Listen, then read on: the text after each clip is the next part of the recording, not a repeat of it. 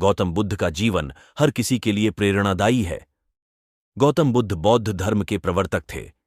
इनका जन्म 443 ईस्वी पूर्व तथा महापरिनिर्वाण 573 ईस्वी पूर्व में था। बचपन में उनको राजकुमार सिद्धार्थ के नाम से जाना जाता था। बौद्ध ग्रंथों के अनुसार गौतम बुद्ध के जन्म से 12 वर्ष पूर्व ही एक आर्षि ने भविष्यवाणी की थी कि यह बच्चा या तो एक सार्वभौमिक सम्राट या महान आर्षि बनेगा। 35 वर्ष की आयु में उन्हें ज्ञान की प्राप्ति हुई थी। वह संसार का मोह त्याग कर तपस्वी बन गए थे और परम ज्ञान की खोज में चले गए थे। आइए आज हम आपको सिद्धार्थ के महात्मा बुद्ध बनने तक के सफर के बारे में बताते हैं। जन्मकाल बुद्ध का गोत्र गौतम था। बुद्ध का वास्तविक नाम सिद्धार्थ गौतम था। उनका जन्म शाक्य गणराज्य की राजधानी कपिलवस्तु के निकट लुम्बिनी में हुआ था। बुद्ध के जन्म के 7 दिन के भीतर ही उनकी माता का देहांत हो गया था।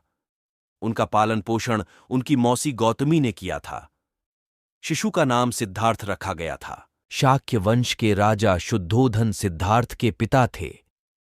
सिद्धार्थ के जन्म से पूर्व हुई भविष्यवाणी से परेशान होकर उनके पिता ने उन्हें तपस्वी बनने से रोकने के लिए राजमहल की परिधि में रखा। गौतम राजसी विलासिता में पले बढ़े, बाहरी दुनिया से आक्रांत। गौतम बुद्ध की वजह से बदल गया इस स्त्री का जीवन जाने कैसे। सिद्धार्थ बचपन से ही अत्यंत करुण हृदय वाले थे। वह किसी का भी दुख नहीं देख सकते थे। इतने प्रयासों के बाद भी 21 वर्ष की आयु में उनकी अपने राज्य कपिलवस्तु की गलियों में उनकी दृष्टि 4 दृश्यों पर पड़ी। ये दृश्य थे एक वृद्ध विकलांग व्यक्ति, एक रोगी, एक पार्थिव शरीर और एक साधु।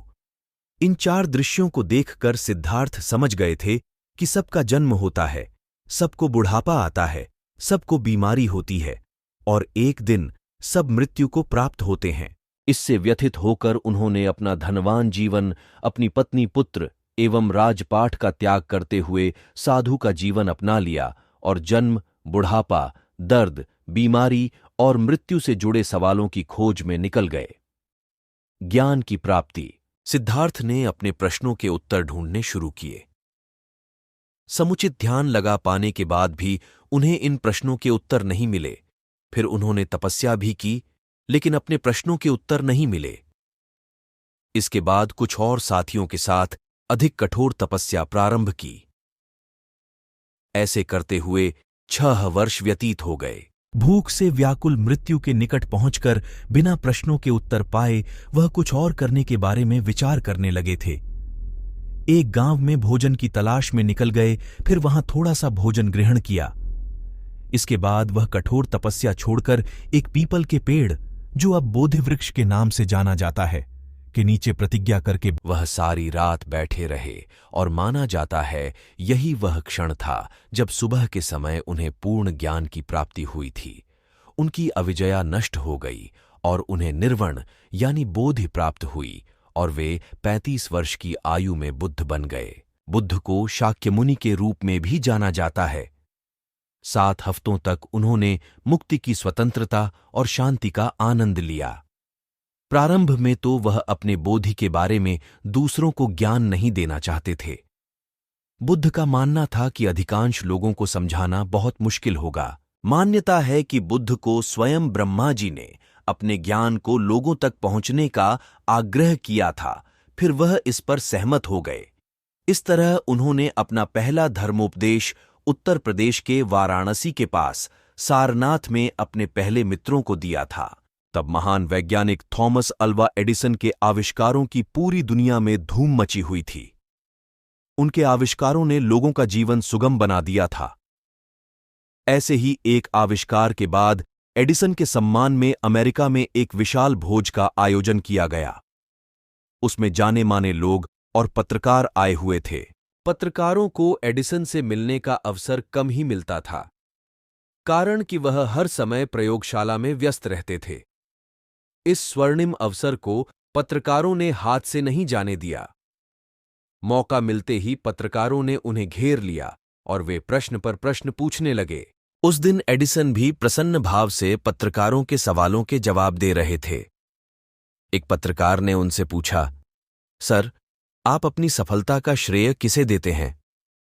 एडिसन इसका जवाब देते, इससे पहले ही दूसरे पत्रकार ने पूछा, सर, हम यह भी जानना चाहेंगे कि क्या आपकी सफलता का कारण भाग्य है? दोनों पत्रकारों के प्रश्न सुनकर एडिसन मुस्कुराते हुए वहां उपस्थित लोगों से बोले, आपको क्या लगता है, मेरी सफलता के क्या कारण होंगे? कुछ लोगों ने परिश्रम तो कियों ने उनकी सफलता का श्रेय भाग्य को दिया।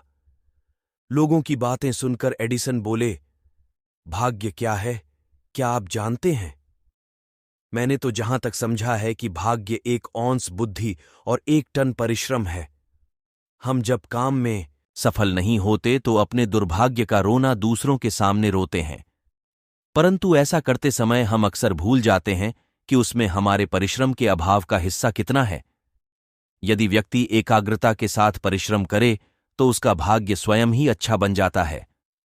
परिश्रम और एकाग्रता का स्तर व्यक्ति का सौभाग्य और दुर्भाग्य निर्धारित करता है। उनकी बातें सुनकर वहां उपस्थित पत्रकार एडिसन के परिश्रम की सराहना करते हुए उनके आगे नतमस्तक हो गए। स्वामी दयानंद सरस्वती अनेक प्रदेशों में जा जाकर आर्य समाज आंदोलन का प्रचार कर रहे थे। लोग उनसे प्रभावित होने लगे थे। उनकी सभाओं में अपार भीड़ डच उमड़ती थी।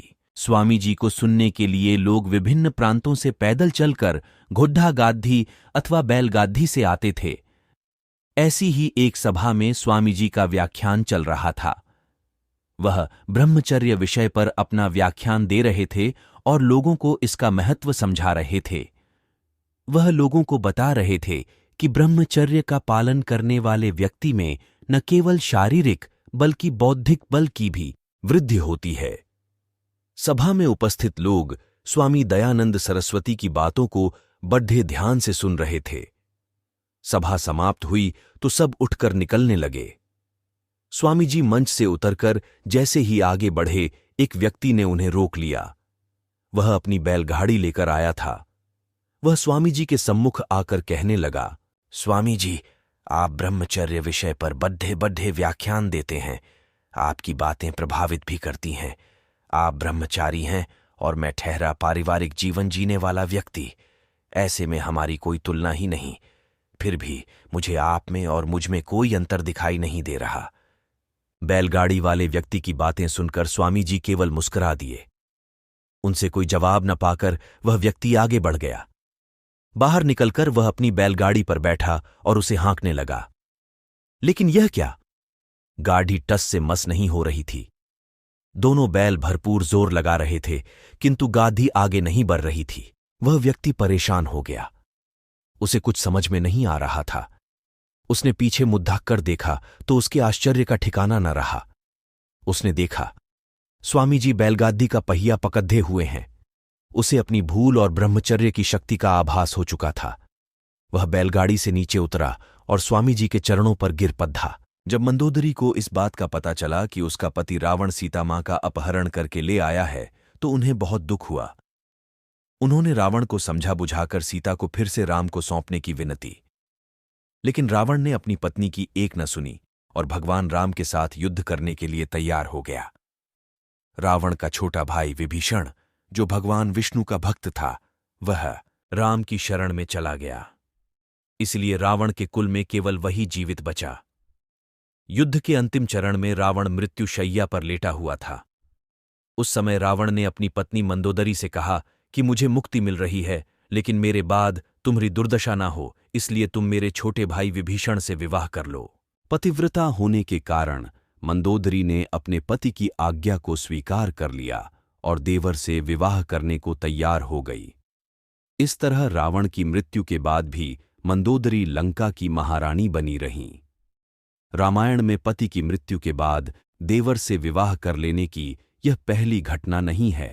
विभीषण और मंदोदरी से पहले बाली की पत्नी तारा ने भी ऐसा ही किया था।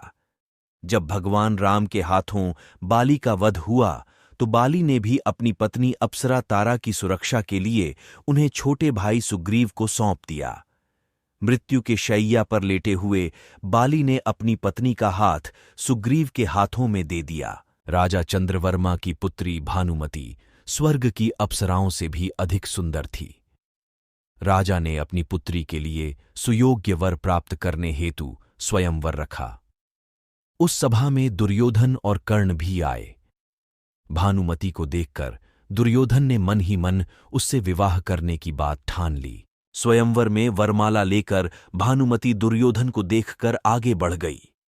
यह देखकर दुर्योधन को क्रोध आ गया और उसने जबरन वरमाला अपने गले में डलवा ली।